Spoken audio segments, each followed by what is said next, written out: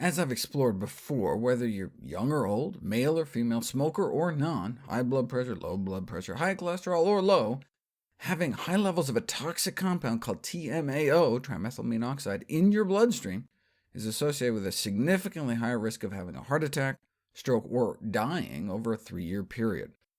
Where does TMAO come from? The choline in foods like eggs can be turned by gut bacteria into TMAO, which is then absorbed back into our system, and the more eggs we eat, the higher the levels climb. Given the similarity in structure between carnitine and choline, the same group of Cleveland Clinic researchers wondered if carnitine, found in red meat, energy drinks, and supplements, might also lead to TMAO production, so they put it to the test. If you feed someone a steak, their TMAO levels shoot up. Now, this was someone who regularly ate meat. Those who eat strictly plant-based may start out with almost no TMAO in their system, presumably because they're not eating any meat, eggs, or dairy. But even if the vegan eats a sirloin, almost no TMAO is made. Why? Presumably they don't have steak-eating bacteria in their guts. No TMAO is produced if you don't have TMAO-producing bacteria in your gut. If you don't regularly eat meat, then you're not fostering the growth of the meat-eating microbes that produce TMAO. This suggests that once we develop a plant-based gut ecosystem, our bacteria will not produce TMAO, even if we eat meat every once in a while. However, we still don't know how rapidly gut bacteria shifts after a shift in our diet, but it does not appear to be all or nothing. If you take men eating the standard American diet and have them eat 2 sausage, egg, and cheese biscuits before and after just 5 days of eating lots of high-fat meals like that, you can boost TMAO production even higher. So it's not just do you have the bad bugs or not, you can apparently breed more of them the more you feed them.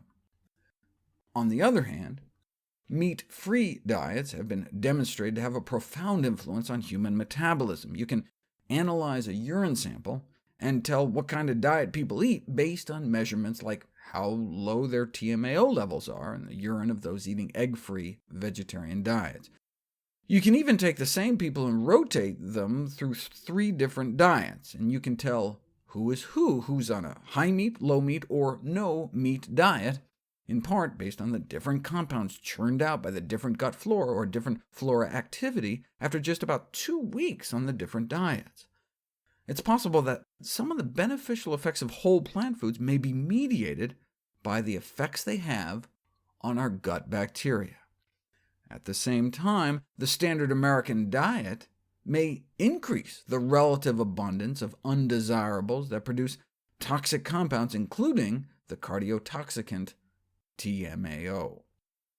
Strictly plant-based diets have gained acceptance as a dietary strategy for preventing and managing disease, perhaps in part because of their rather unique gut flora, less of the disease-causing bacteria and more of the protective species.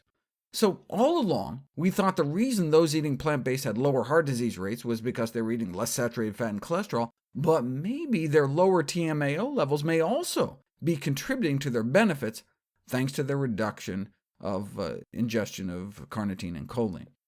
I talked about the egg industry response to the choline revelation.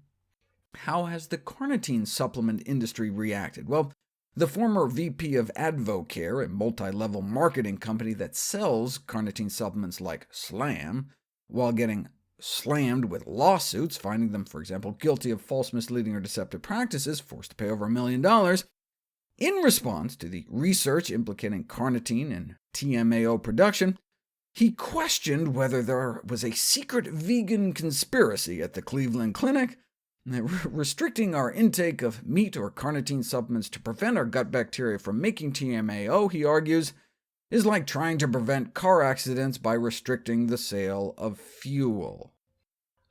Okay, but there are benefits to transportation.